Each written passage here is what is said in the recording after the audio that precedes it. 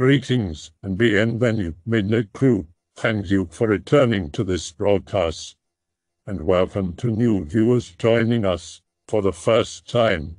If you like a video, then feel free to subscribe. Can I get a nope work thread going? Any hospital or security guards, police or nurses, military or the like? All nope experiences welcome. Be security guard, working into late night as usual, alone. CCTV installed, but still have checkpoints that need a key to operate to say that you have done a perimeter check. In the gatehouse watching a film. Corner of my eye, see lights in the distance. Holy shit is about to go down. Remember my self-defense lessons and get ready for action. Grab my torch baton combo. Venture outside. Torch off. Walk slowly, sticking to the shadows as much as possible. Legs trembling. Never had to deal with anything like this before. Who the hell steals food labels? Lights are still moving, slightly bobbing up and down. Begin to hear metal grinding. See that the lights are attached to 10 to 12 figures. Nope back to the gatehouse. Call the police. They come to check the premises. Nothing to be found. Review the CCTV footage. Lights can be seen on one of the cameras appearing and disappearing. Police agree it is strange. Take a statement and leave. Research into the place is that the place is over an old mine from the early 1900s, when many people were killed throughout the years. Nothing has happened since. It's an experience I won't forget. I'm still not sure of there being an afterlife, but that was creepy. B20. Be doing volunteer work with the local Coastal Patrol Guard at an old established base in a local town, at a remote area facing the ocean, not too far from the local lighthouse. Be stuck with ultra-high and very high-frequency marine radio duty, listening to radio static all night. Due to most volunteers being over the age of 60 and lack of personnel, I find myself all alone in a double shift from midnight to morning. Relieved last volunteer at 11:45 p.m. and won't be seeing anyone until 7:30 a.m. the next day.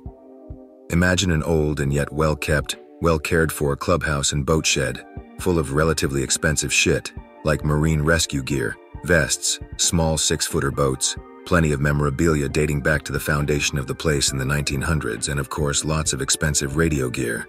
The crown jewel being the $500,000 rescue boat moored right outside in the jetty facing the radio room. Someone has to be on duty, listening to the radios and recording recreational boats entering and leaving the harbor. The old-timers tell me endlessly how this place has been open for almost 110 years, always running, not even shutting down during the World War II raids and shit when we genuinely believed the Japanese were going to invade. So yeah, being left there in charge was kinda big deal to me back then.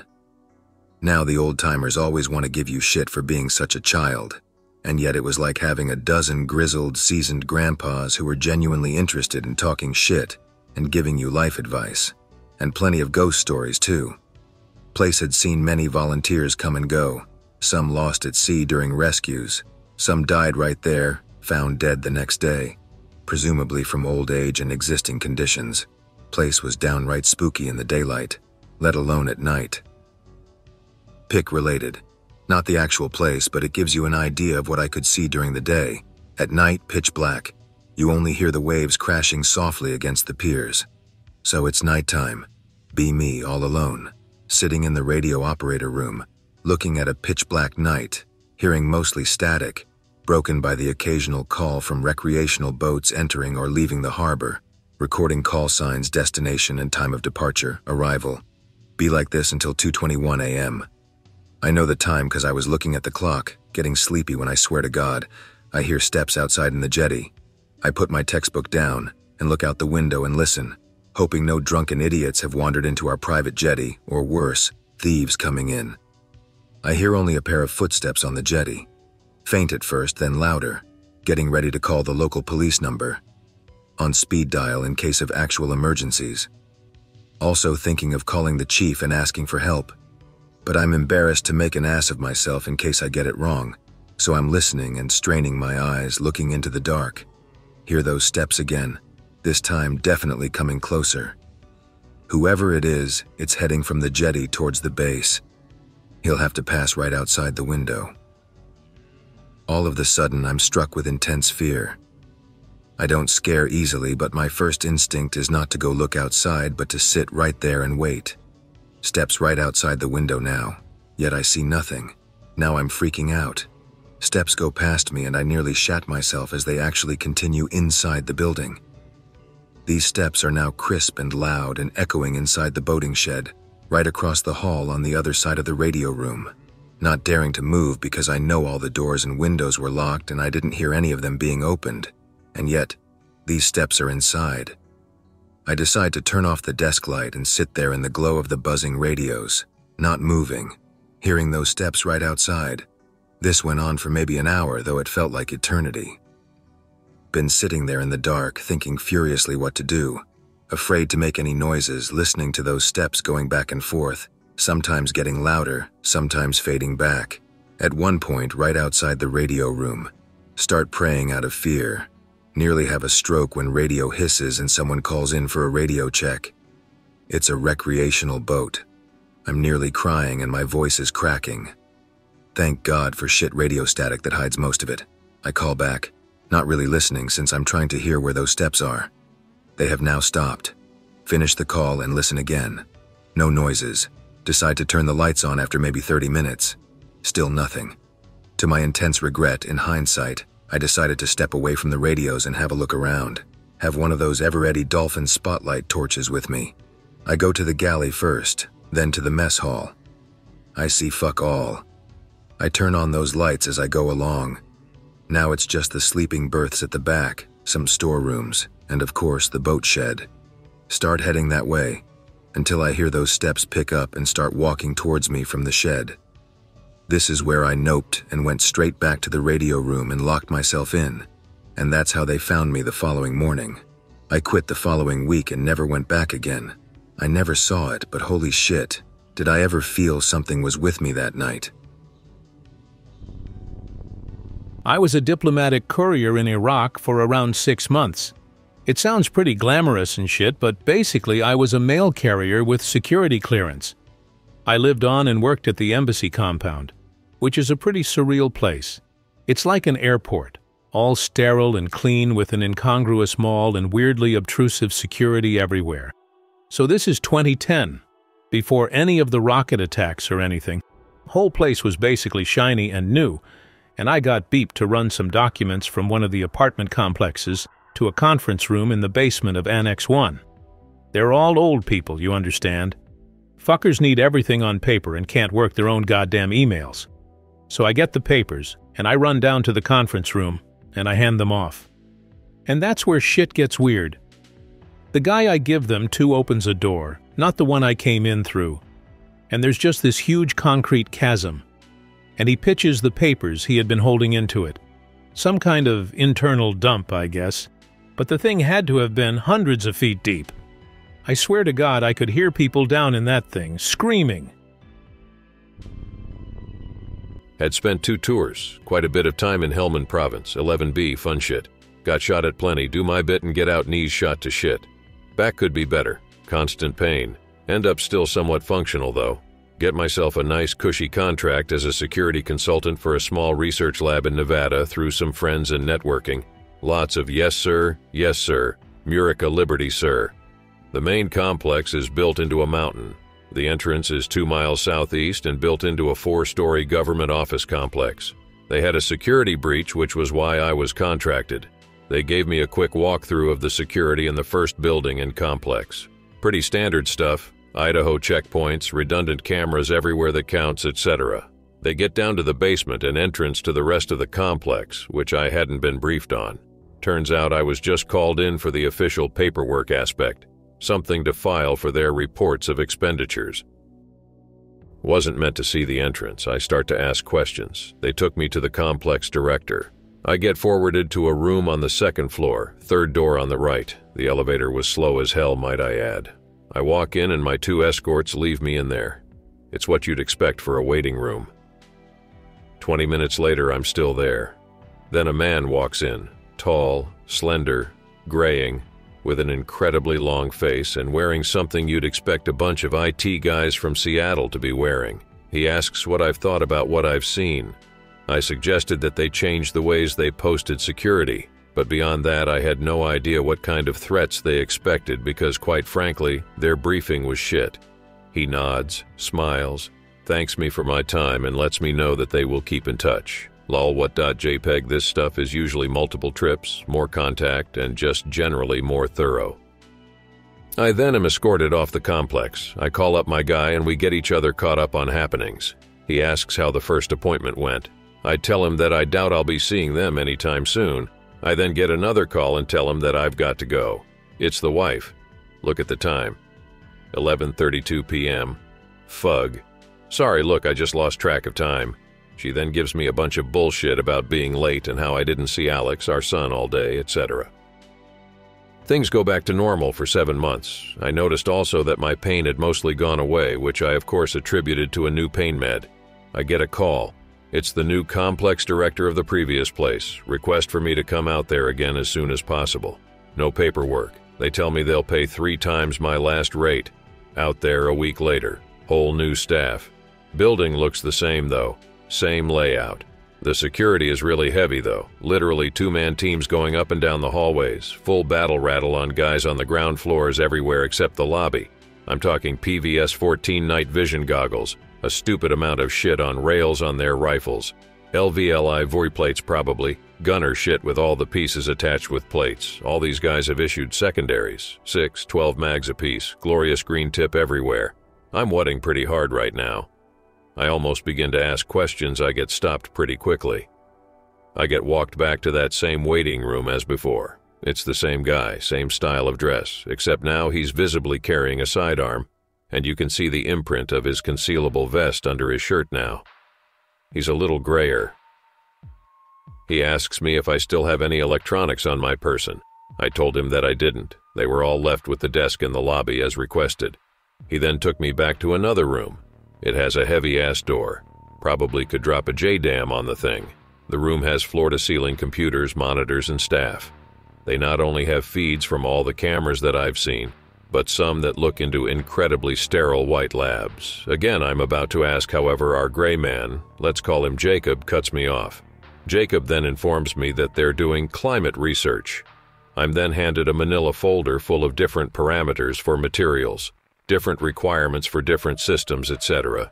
Jacob explains that there is in fact a complex which is only accessible through the basement of this building. Due to another recent breach of security, they wanted me to integrate the topside security and that of the complex, which is subterranean. After going through what was in the folder, which had some things that stood out to me in particular, everything, and I mean everything, including the half-dozen blast doors in the 2-mile-long corridor, all had to have EMP-proof control. Everything, in fact, had to be hardened, and in the instance of an EMP threat, close by default and lock. I got walked down to the basement and we began the walk. Now you may be thinking, why wouldn't they have carts or some sort of way to transport people? Well, as it turns out, before they did, a small train-like system. I asked him this question. One of the security guys accompanying us on the walk began to speak something like, "That's what it used last time," then getting cut off by Jacob attributing a change in budget constraints. Eventually we got down there. 2 heavy blast doors later, and after passing another security station, we approached the labs. That was where the journey was supposed to have ended for that day. We shot shit for about an hour. I made a few suggestions, such as the idiocracy as having the 6 doors open, instead of occasionally. I also suggested that since they have all their guys on ground floor onwards, that they have them work in no more than 2-hour shifts, etc. So we start heading back. Jacob starts talking about his boat. He mentions that that's his only escape from his wife and kids. I would later find out that his wife had been dead for years and both of his kids were out of the house. Over the radio comes some crackling, more crackling. We get back to the basement, then an emergency call to evacuate all non-essential personnel. Jacob and the 2 guys all look at each other, then down the corridor. The radios go dead, then their night vision goggles. The lights go out too. Realize that isn't supposed to happen. All my pain comes back. I'm on the floor. It's worse than it ever was. My back feels like it's being stabbed with hot kitchen knives. My knees feel like they're being cut open. The lights flicker back on from the emergency generators. All the doors in the corridor close. The 2 security guys stay at the last door and security checkpoint before the corridor. Jacob gets me on my feet and out to the lobby, tells me to leave with the rest of the non-essential staff. They'll debrief. Haha, nope.jpg. Right as I'm leaving, I look back to see and hear Jacob on a landline telling them to Protocol 23E, gas the thing. I get out of there and slip out of their secondary security point about 4 miles west of the office compound, where they've set up for debrief. Sorry for not spacing it out very well, too. I'm shit at Greentext. In short, I never got another call after that. Life went back to normal. Contracts stopped coming in. Now I'm working for the Forest Service up in Washington. This is not so paranormal scary, as it is that people are scary. 15 years old, closing up at work by myself.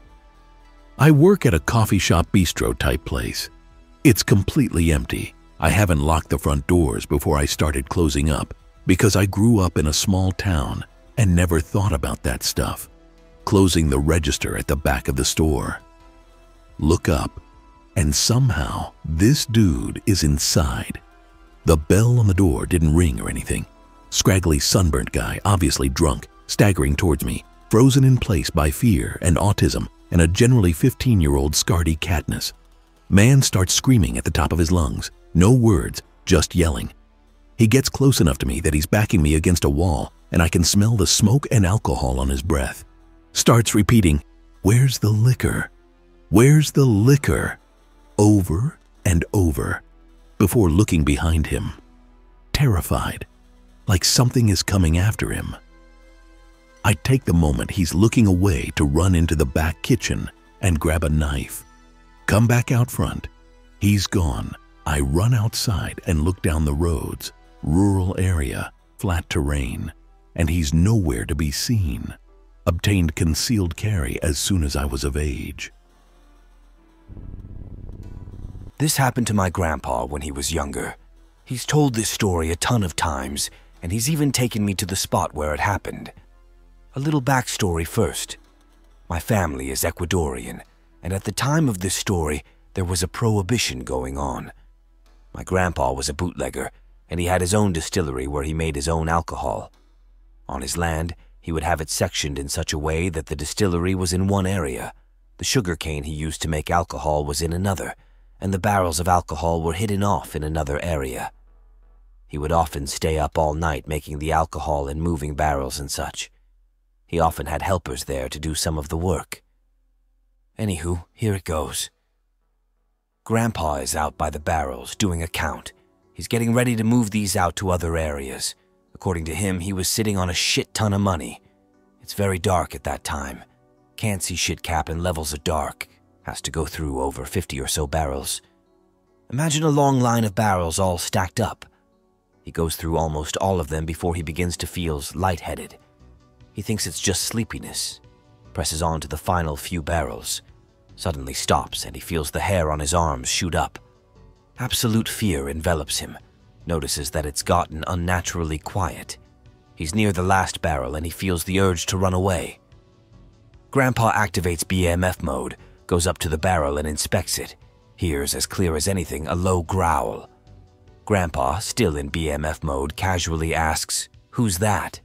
Waits a bit, nothing else happens. Assumes it was some animal. Sighs and begins to walk away. Makes it back to the distillery. Other worker named Jacinto looks and says, "Were you by the barrels, sir?" "Yeah, why?" "Because I heard some laughter coming from there a few minutes ago, and then I saw someone run away." "But there was no one there." "Yeah, but that's why I assumed it was you, sir." Grandpa decides that he was drunk and decides to check again the next night. The next day, Grandpa brings a few men with him for the inventory. Tells them about the last barrel there. None of his men chide him about it. As Grandpa is not the kind of man to freak out like that, they proceed to count, and they reach the last barrel. Grandpa tells them to surround the area around it, just to be safe. Goes to the barrel and begins to inspect it. Suddenly feels like his head is expanding and feels feverish. Other men feel something similar. A few of them nope out of there. Gramps regains his posture and tells the men to help take it to the river. They dump the alcohol out and then burn the barrel. Nothing else happens in that area. And so ends my grandpa's story. The area there is pretty darn creepy in the night. I work in a pretty old building. My city was founded in the late 19th century, and the building itself is at least 100 years old and can look kinda creepy in the dark. About 20 making dough because of the pizza shop. Hear and feel someone walk up and smell me from behind. I think it's one of my bosses, WTF boss. Turn around, no one is there. Ask the other boss if she saw anything. Nah man, WTF. Not really, nope, but whatever. I decided it was a random sound from outside or weird building settling sounds. Since then we have dubbed it Smelly Ghost as a joke, since I distinctly heard an inhaling sound as if someone was smelling something. Promoted to manager. Tell new employees about Smelly Ghost. They all claim to have heard and seen a dark figure around the shop. Have a creepy unfinished basement because the building is old. Employees see and hear shit down there all the time. OMG guys, really. Start screwing with them. Move shit when they're not looking. Make random noises. Claim ignorance. 4 grown adults are convinced a pizza shop is haunted. Work at the cinema. 2 times a week on the last shift. Have to wait for all customers and employees to leave, then check all rooms, check all security exits, toilets, etc. Always have to work top to bottom floor. Office? Check. Turn off lights, lock doors. Done. Projection rooms. See if equipment is all off. Turn off lights, lock doors. Done. Now each room. Go through each row to see if there's somebody hiding. Homeless kids sometimes sneak in to have a warm night. Check all security exits to see they can't be opened from the outside. 10 rooms, 8 checked, 2 to go. Theater 4, rows, empty, exits, fine. See MP3 player with tacky headphones in between a seat and the stairs, pick it up, need to bring it to the lost and found. As I grab it and look up again. Black figure up in the last row. Almost faint. Sorry there's no more movies on tonight, can I guide you out? All of a sudden, the MP3 player I am holding in my hand starts blasting music through the headphones. Scream escapes my mouth. Fiddle with it. Can't find the off button. Just unplug headphones. Look up. Person, of course, gone. Sweat. Walk downstairs backwards to turn on the cleaning light. Super bright. Feel better immediately. Check all rows. No one. Turn off the light. Must have all imagined it. Run as fast as I can out of the room. Great, now I have to do all of this again. Same procedure, every room, top to bottom. All empty, all fine. Put the MP3 in the lost and found box. Check room 4 in full panic. All fine. Last room, all fine. Go through the main entrance. Key code system on a glass door. Lock. Type in code. There it is. At the very end of my view through the glass door, just a shadow standing. I can't move. I want to run but can't. Shadow is moving. Definitely moving. Towards the door, I just locked the cleaning supplies room. Disappears. I run. Told my boss I didn't want to do night round because of university anymore. Checked the surveillance cams. Nothing. Dunno how spooky but true story, and it did spook me quite a bit at the time. Didn't think much more of it though. I work as a security guard. Night shift, alone. Have 4 big block buildings, roads between, and a massive garage to cover. Doing checks. Everything is fine so far. Roughly 3:50 AM go to sweep garage. The garage is known for us to be a typical hideout for drug addicts, thieves and the likes, but we've never actually encountered any. Every now and then we find small blood pools or blood splatters, usually rub it off as idiot junkies failing to find a vein or something. Go down to stairwell to garage floors. The place echoes, so you can hear people talking from the other side, roughly the size of 1.5 football fields. Soccer. Start on the 2nd floor, all good until I get near the car slope down to 1st floor. Start hearing shit. Not even talking. More like some kind of gurgling or some kind of animal sound. This is in a small city. Only shit that lives here are birds. Literally nothing else ever gets spotted around there. Well, shit. Had to be on my shift. Gurgling sound continues. Kind of faint, so walk down the slope to check it out in case it's a person who's hurt or something. See nothing. Kinda dark, but still hear sound. Start yelling out, "Hello? Anybody there? Do you need help?" Sound stops. I walk around the middle area which separate the two sides of the garage. Hear this fast-paced walking, almost running. Other side has a big open square hole in the wall which serves as a door to the back. As soon as I round the corner and look in the direction of the back door, see something looking kinda hunched over exiting. I don't get a good look. Walk around to the place it appeared to be going from, more blood splatter and a small pool of blood under the car slope on the other side of the garage.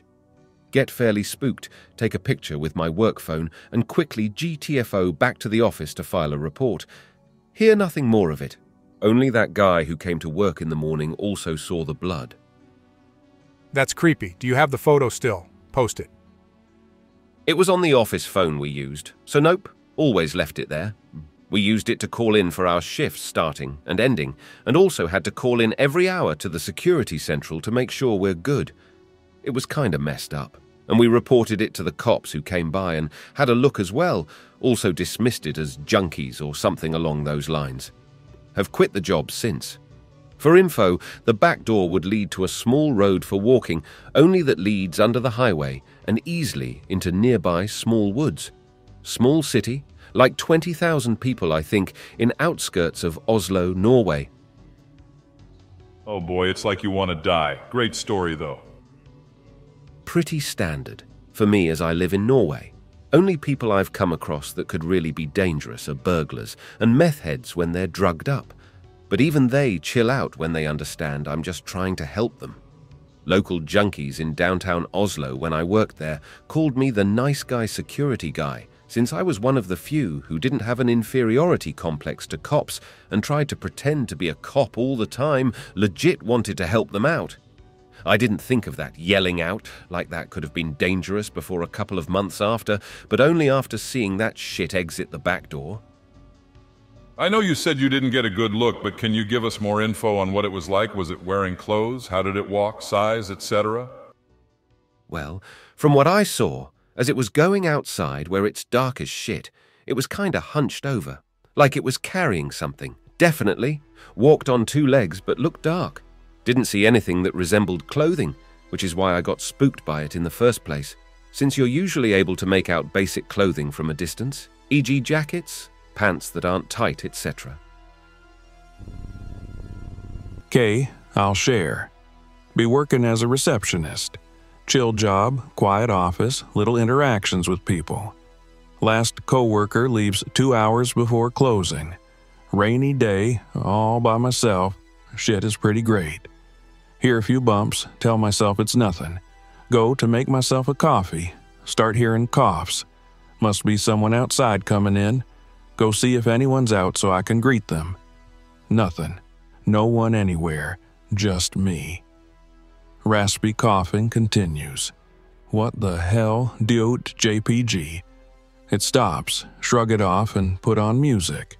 1 hour later, shift almost over. Coughing. I'm freaking out. Go rinse my face off in the bathroom, start hearing loud ripping from my office. Heart's pounding. Walk slowly towards my office. Carpet is torn open, knife on the floor, hand coming out searching for knife. What the hell? Person is startled and hand disappears. Demand they show themselves. Silence. Silence. Silence. Hear scuttling behind the building. Investigate carefully. There is a crawl space underneath the building. Clothing, empty cans, blankets, scent of urine all underneath it. I called the police and they investigated the scene. Apparently, someone had been living in the crawl space underneath the office and had gotten themselves stuck. They figured in a desperate attempt to get air, they decided to hack their way into the office from underneath using a 6-inch pocket knife. They'd cut away at the shitty wood first, but when they did it, I don't know, because I would have heard it. We got it patched up and the crawl space was cleaned out and barred off for good, but I still shudder at the thought that someone had been living secretly under my office. It happened when I was 14 or so, back where we used to live. Be 14 or so, living in a remote house near woods. I'm home alone since both my mom and dad are working. Only me and my dog are home. I was playing fetch with him outside. As I tried to throw a ball, my hand hit something behind me, making me unable to throw it properly. I just presumed it was a 3 since there is a big one behind me. I moved, but the same thing happened. I kind of felt creeped out. I went inside my house. Forgot quickly because I was 14. Home alone, I knew where my dad kept his collection. A few hours later, I hear the garage door opening. Presumed my dad came home and just kept watching TV. 5 minutes later, my dad still didn't enter the house. I also didn't hear a car driving in. I opened the doors of the garage from inside the house. Nobody in. The garage doors were also closed. Kinda creepy, but kinda did think about it. Hear the doors again. This time immediately go to the garage, but nothing. Go back into the living room and sit beside my dog. Half an hour later, hear the sound again.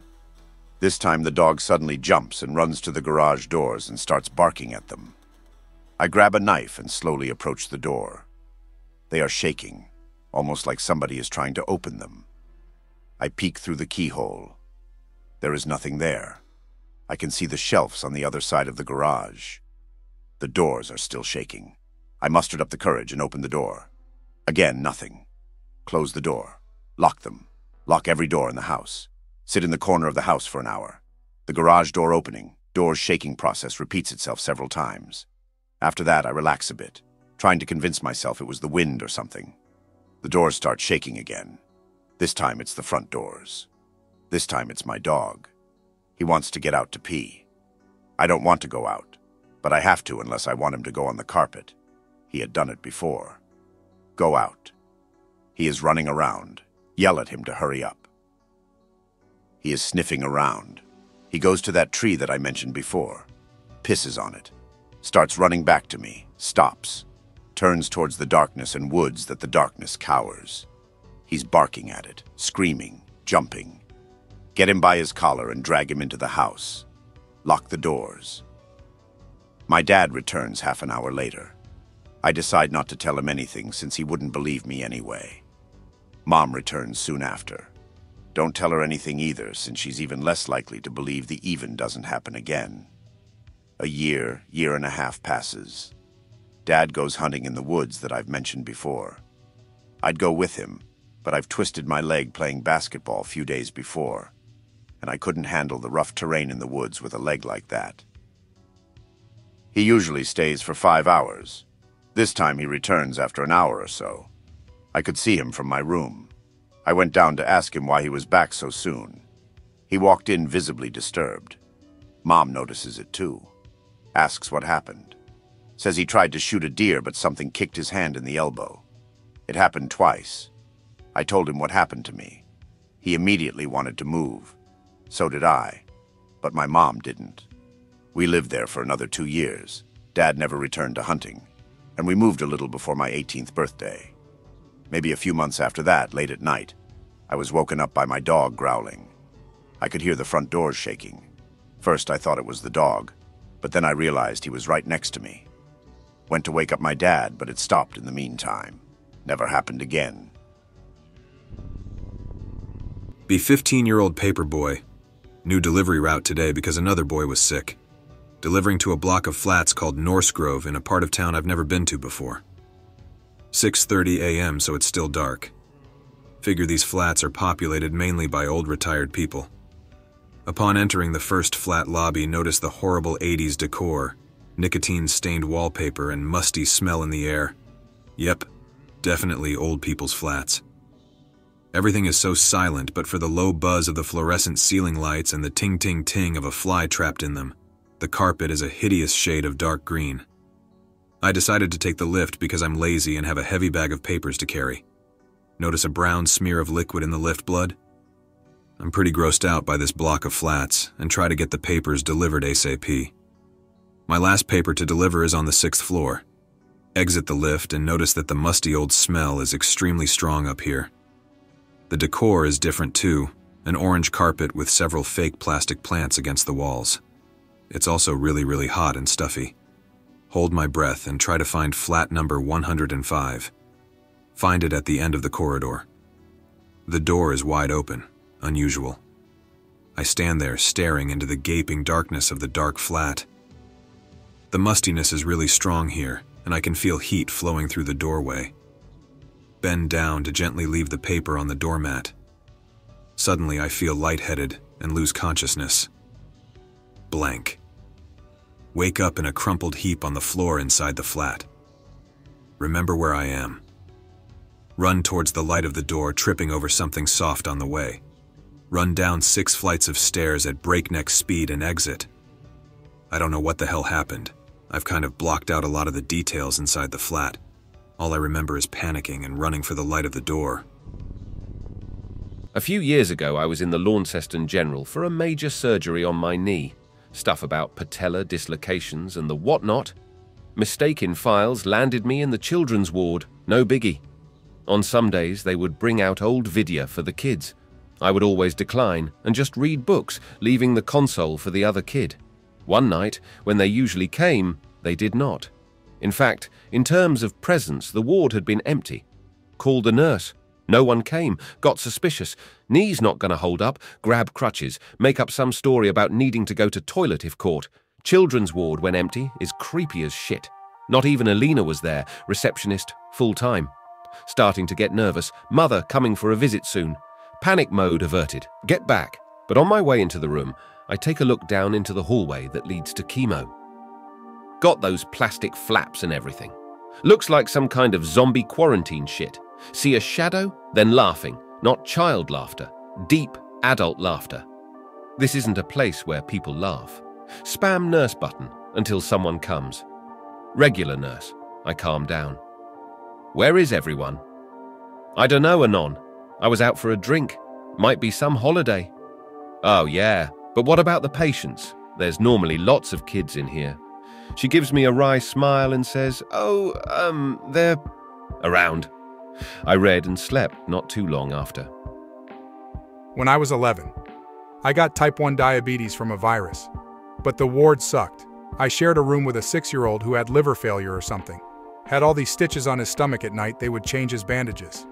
Bad part was the bandages got crusty and infused with his wounds, so when they removed them, they were ripping off skin. My God, the screams and tears. Had like 4 nurses holding him down while they tore off the bandages. They did that every night I was there. Never got any sleep. Never had anything paranormal happen to me, but I sure did make some people think it did to them. Last summer, late at night, walked my lady friend to her car. I'm a paranoid person, so I waited for her to come home and text me she's there, so I don't worry. I climb into a small olive tree in front of my house. Suddenly some car drove in front of the neighbor's house. It was neighbor's son with some of his mates. I wouldn't pay attention usually, but they were listening to music very loudly, and one of them even got out of the car and was jumping around. I started leaning and looking at them. After some time I noticed I was pretty visible, and if they looked at me they would. Before I pulled back, one of them turned. I froze. He turned the music down and pointed at me. They all looked towards me. I realized they couldn't see my face or anything since the street lamp was behind me. Not knowing what to do, I just put my hands up, something like a T-Rex. Suddenly their looks turned from curious to terrified idiots, jumped into the car and drove away. I laughed my ass off and went home after getting the text. He asked me a day later if I or somebody else was doing something on the tree. I said that I wasn't even home and that my parents and sister were on a trip. Ask him why. He says nothing. I hope that you enjoyed tonight's broadcast. If you enjoyed tonight's story, then please subscribe to the channel, as more Greentext will appear daily. A new broadcast will appear when the clock strikes midnight Central Time.